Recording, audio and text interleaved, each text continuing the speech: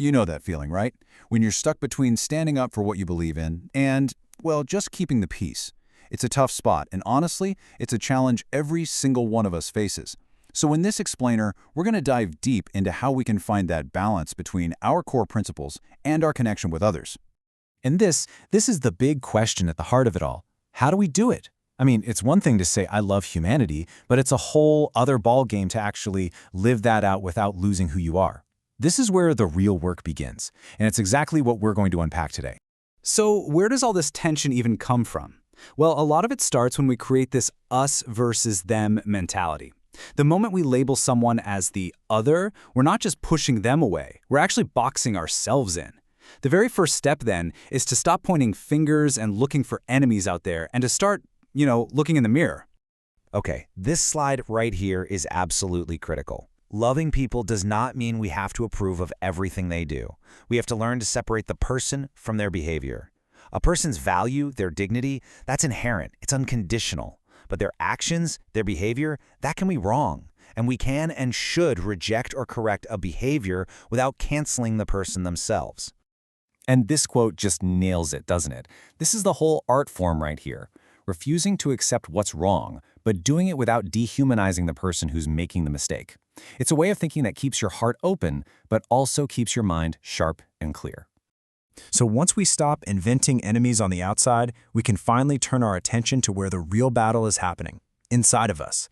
This is the big shift, moving from just reacting to everything around us to living a life that's guided by principle.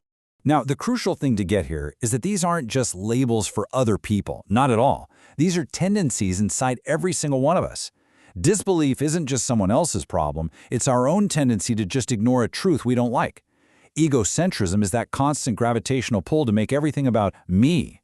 And hypocrisy? That's the gap between what we know is right and what we actually do. The real fight is with these inner shadows.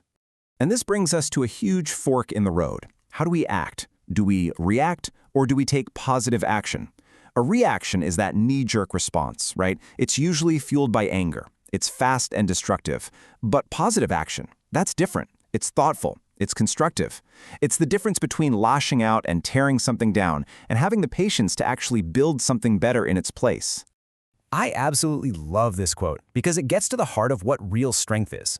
Anyone can get angry and break things. That's easy. But to build something that endures, man, that takes a totally different kind of energy. And that energy is patience. Okay, so we know that acting with patience and positivity is the goal. But what's really driving us? Are we doing the right thing because we're scared of getting in trouble or because we genuinely want to? In this next part, we're going to look at how we can shift our entire motivation from outside pressure to an inner conviction. All right, let's get a couple of key definitions down. First, you have obligation. That's when you do something because of outside pressure. Think rules, laws, the fear of consequences. But then you have responsibility. And that comes from the inside. It's when you actually understand why something's the right thing to do, and you choose to act on that understanding. Here's a perfect way to think about it. Imagine it's 3 in the morning, the streets are empty, and you pull up to a red light. Do you stop because you're worried a cop might be hiding somewhere? Or do you stop because you understand that red lights prevent accidents and protect lives, even when no one's around to see you? That's the difference right there. Obligation versus responsibility. This is basically the roadmap for our own personal growth. Most of us start out at stage 1, acting out of obligation, afraid to get in trouble. But as we mature, we move into responsibility, acting from a place of understanding. And the highest level, where we're all aiming, is serenity, where we do the right thing simply because we love to, because it's who we've become. Now, this doesn't mean fear is bad. Not at all. Fear plays a vital role. It sets the boundaries, it keeps us safe, but love is what pushes us to grow beyond those boundaries. You really need both. Fear keeps you grounded, but love is what helps you fly. So how do we actually do all this inner work? It really boils down to how we see our self. In the source material this comes from, it's called the nafs, which is the Arabic word for the self, or maybe the ego or the soul. And this is probably the most profound mindset shift we can make. The goal is not to crush your ego or get rid of yourself. The self isn't the enemy. It's more like raw material. It's this incredible potential that just needs to be guided, educated, and transformed. And this shows us what that transformation looks like. We all start with the commanding self, that impulsive, ego-driven part of us. Then, as we gain a bit of self-awareness, we might move to the self-reproaching self, where we can actually see our own flaws and we kind of beat ourselves up about it. But with work, we can reach the inspired self, and maybe, just maybe, arrive at the tranquil self, a state of inner peace and deep sincerity. I mean, that just says it all, right? The self isn't wiped out, it's reshaped. It's still you, but you've evolved from a state of inner rebellion to a state of inner peace. It's a beautiful process. So let's bring all these pieces together. What does a person who's actually walked this path look like?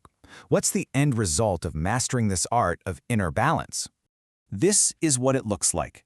This is the goal: to be able to engage with absolutely anyone and not lose your own center. To listen, really listen, to understand, not just to reply. To stand for what's true without becoming cruel.